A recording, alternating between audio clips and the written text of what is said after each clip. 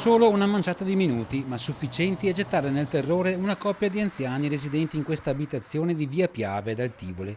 I coniugi Dina e Giuseppe Carniello, entrambi di 81 anni, stavano per andare a letto poco prima di mezzanotte, quando all'improvviso si sono visti davanti tre individui vestiti di scuro, completamente travisati e armati di coltelli. I rapinatori sono entrati da una finestra sul retro, lasciata aperta dai padroni di casa per far passare un po' d'aria. Sotto la minaccia delle lame hanno ordinato di farsi consegnare il denaro nascosto in casa. I due anziani, terrorizzati, hanno obbedito, indicando alcuni cassetti nei quali i rapinatori avevano già cominciato a rovistare.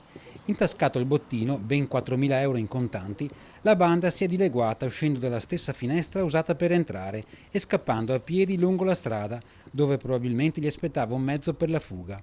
A dare l'allarme sono state le stesse vittime. Mentre i malviventi si allontanavano, hanno chiamato prima i carabinieri e poi i figli, Gianluca e Maurizio, residenti in zona, che sono subito accorsi per rincuorare i genitori, che oggi, comprensibilmente ancora scossi, preferiscono restare in casa. Per fortuna non gli hanno fatto del male e alla fine ne sono usciti illesi, dice il figlio Gianluca, ma in quei pochi istanti mamma e papà se la sono vista davvero brutta. Dei rapinatori in casa armati di coltello farebbero paura a chiunque, figuriamoci a degli anziani indifesi.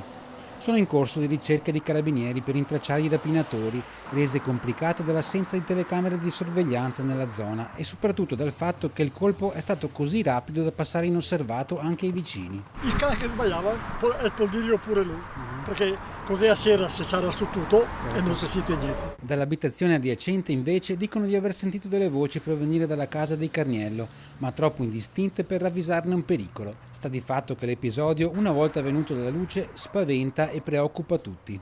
Preoccupa sì. La mia paura è che